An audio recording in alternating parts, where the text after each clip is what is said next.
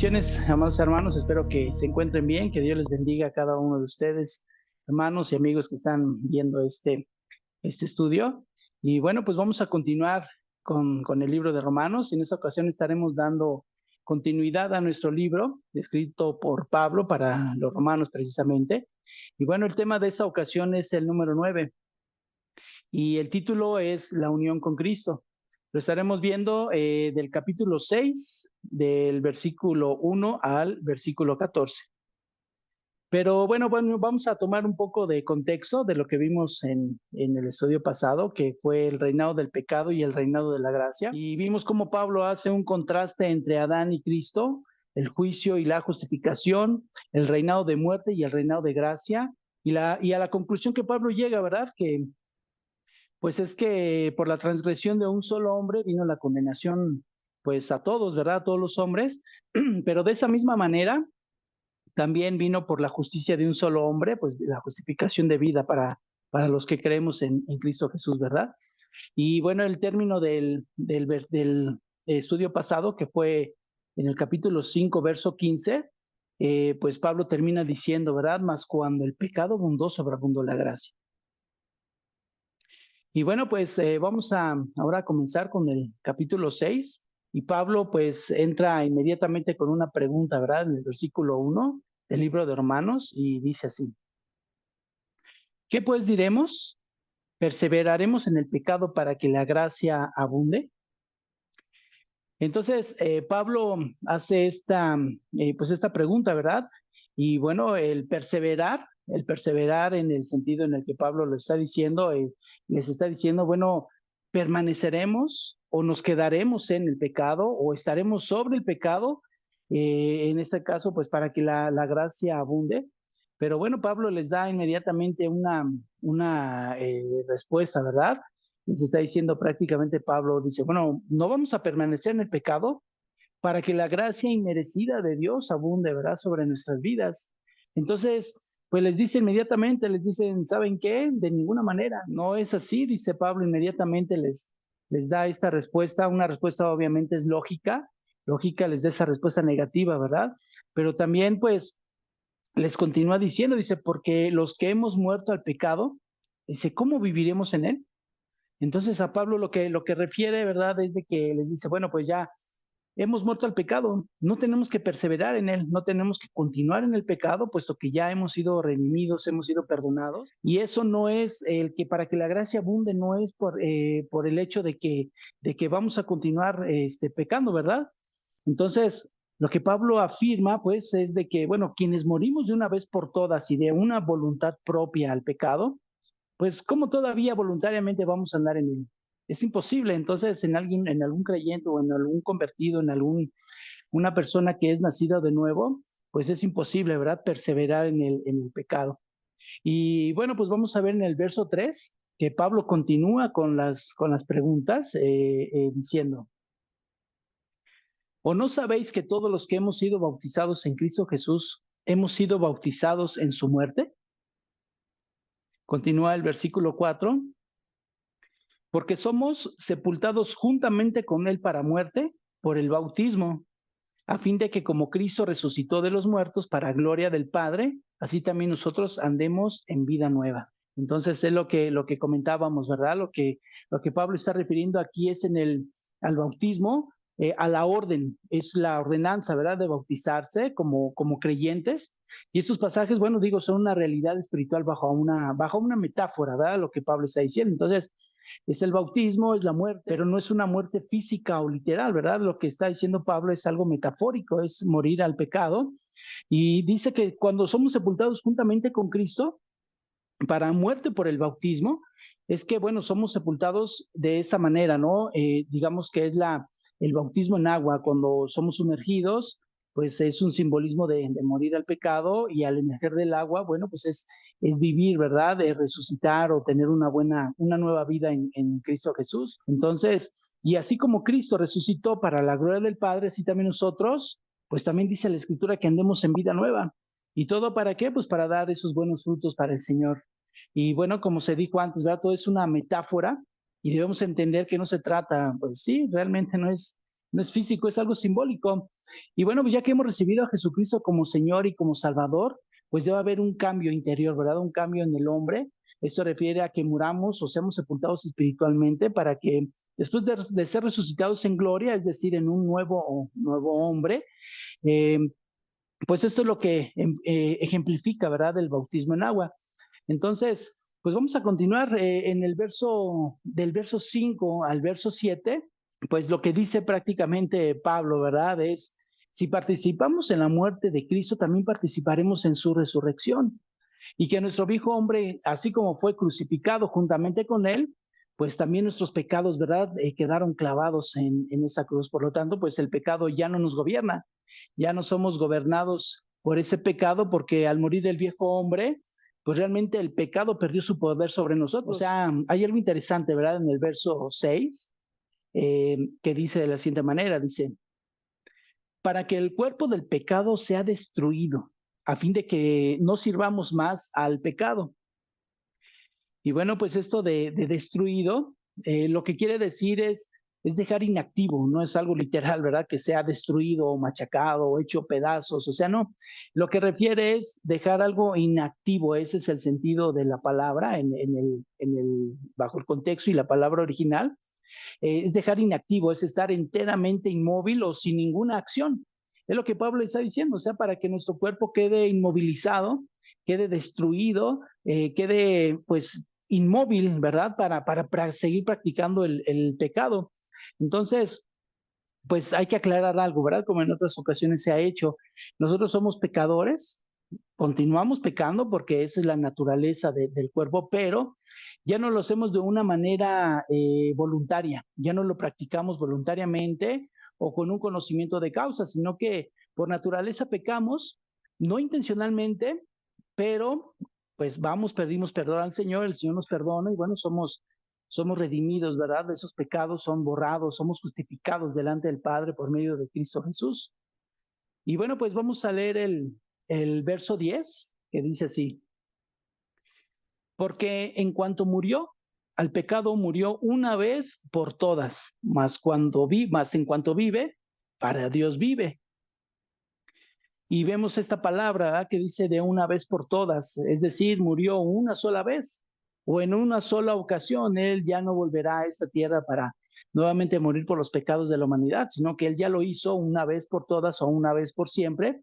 Y pues la segunda venida del Señor ya no es para venir y morir por nuestros pecados, sino ya para emitir un juicio, ¿verdad? A la humanidad.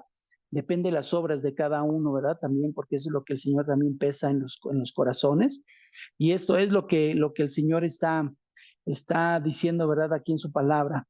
Y el verso 11 dice, así también vosotros consideraos muertos al pecado, pero vivos para Dios en Cristo Jesús, Señor nuestro. Pablo de igual manera, ¿verdad? Dice, considérense ustedes mismos también muertos al pecado. Y esta palabra de considerar es una orden, esta palabra es una ordenanza, en una forma de ordenanza, es un imperativo. Y bueno, pues lo habla en un tiempo presente de igual manera, no habla en el futuro, no lo habla que fue en el pasado o de una vez por todas, un hecho que fue anterior y continúa al presente, no hasta nuestras fechas, sino que lo habla en una forma presente, o sea, continuidad, esa continuidad. Y pues lo que Pablo está hablando, dice, considérense cada instante de sus vidas, todos los días de sus vidas, considérense muertos al pecado y estén de su propia voluntad, porque todo es de una propia voluntad, estén continuamente viviendo para Dios en Cristo Jesús. Sabemos que todo esto, hermanos, es algo que nosotros debemos de tomar la decisión, no es algo que Dios nos obliga, no es algo que Dios nos acorrala, no es algo que Dios nos forza a hacer, ¿verdad? Sino que eso ya depende de cada uno y la decisión propia de cada persona.